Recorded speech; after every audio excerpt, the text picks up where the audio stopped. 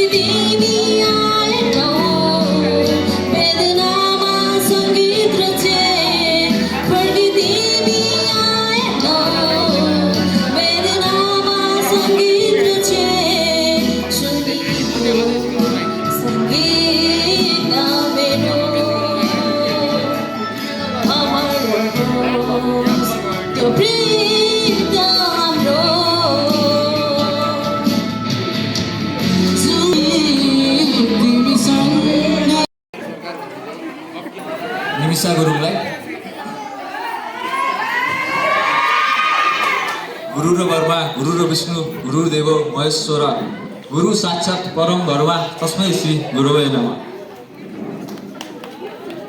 आजको यस क्षण हाम्रो जीवनको एक संवेदनशील मोड हो जहाँ स्मृतिहरूले आँखा रमाउँछन् र भविष्यका सम्भावनाहरूले हृदय उज्यालो बनाउँछ। विद्यालयमा हिँड्न जानी नजानी पनि आएका थियौँ र आज हामी मञ्चमा आएर हजुरहरूको समक्ष केही भनाइराख्न पाउँदा निकै आभारित हामी सबै निकै आभार व्यक्त गर्छौँ।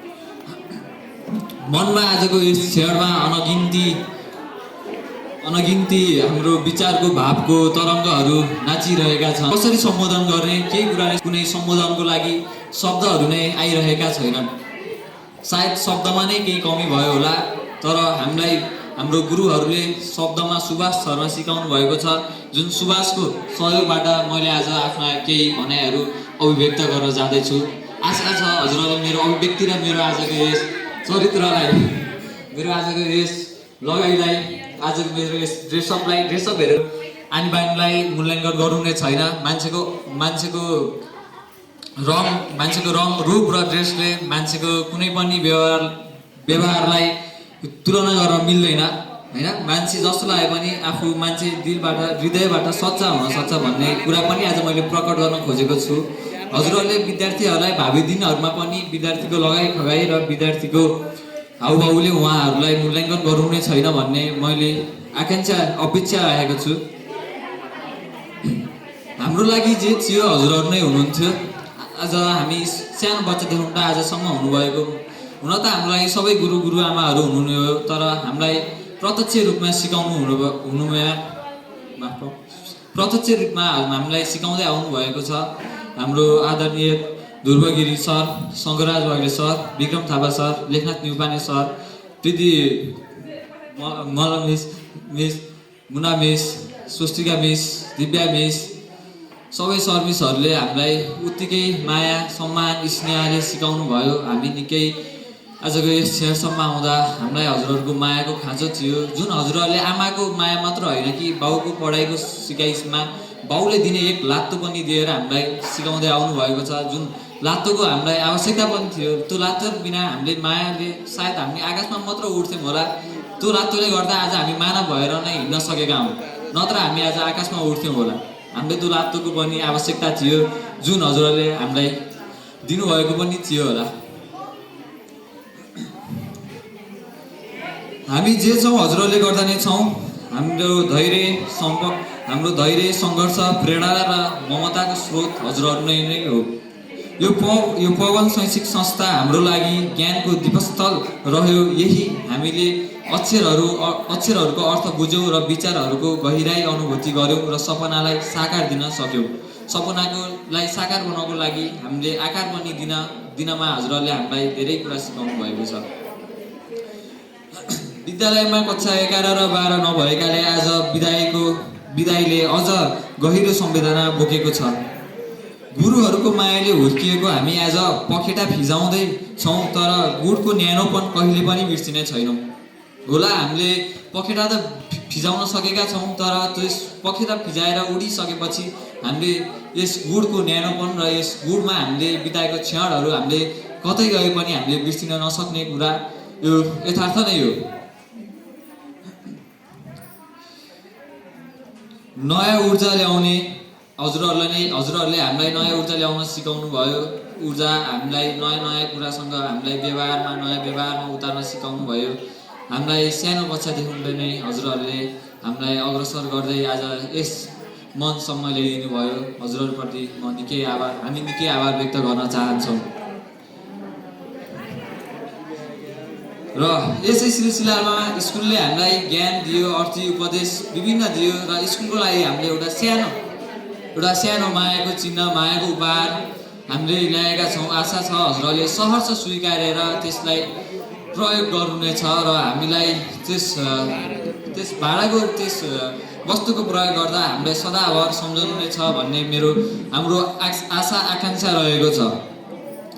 र त्यही कुरालाई ल्याउन, मायाको चिन्ह ल्याउनको लागि हाम्रो कक्षा 10मा अध्ययनरत सबै साथीहरूलाई अगाडि आएर हाम्रो विद्यालयका प्रधानाध्यापकज्यू ध्रुवगिरीज्यूलाई हस्तान्तरण, साथै विद्यालयको सबै शिक्षक शिक्षिकाहरूलाई नै अगाडि आइदिनु हुन विनम्र अनुरोध गर्न चाहन्छु। नितान्त सरस्वतीको आशीर्वाद र हाम्रो विद्यालयलाई सधैँ प्राप्त भइरहोस् भन्ने हौसलाको साथ हेतुले सम्झना स्वरूप प्रदान गरेका हौँ। यो कुनै चुनाव चिन्हको प्रथा हामीले सरस्वती भगवानको आराधना गर्दाखेरि हामीलाई मेरो शिक्षिकाज्यूहरू आएर हाम्रो यस मायाको सम्झनालाई अनुरोध गर्दछु। यसै सिलसिलामा मैले आफ्नो मन्तव्यलाई भने रोक्न चाहेन। उता मायाको चिन्ह प्रदान गर्ने कार्यक्रम अगाडि अग्रसर गर्न चाहन्छु। प्रत्येक ध्वनिमा हामी हुन पाऊँ र हुनेछौँ पनि, जुन ध्वनिले विद्यालयमा नयाँ ऊर्जा ल्याउँदैछ।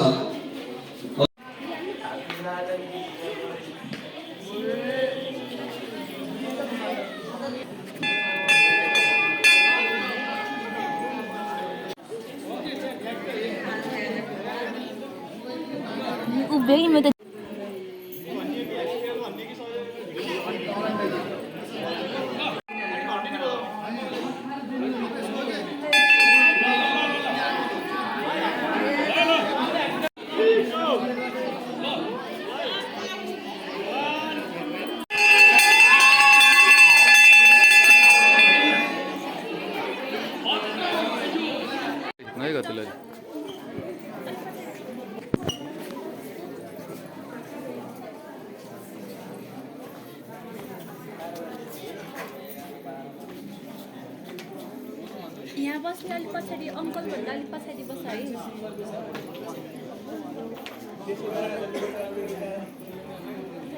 नेक्स्ट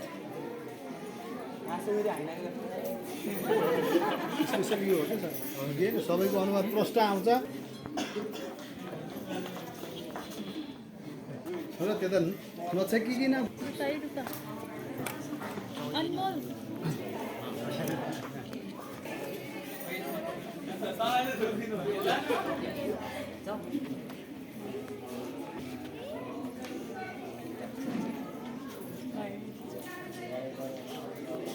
नमस्ते गर्नु एकदमै संस्कार भनेको त्यही त हो नि होइन हामी सायद दाइ दिदी आशीर्वाद आफूले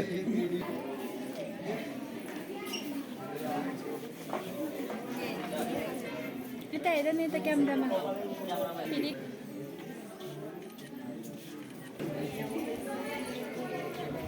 ल सबैले हेर मैले सबैले हेर है यस्तो अर्किने फेरि कृपया सबैले ताली बजाइदिनु होला हिमाल पहाड तर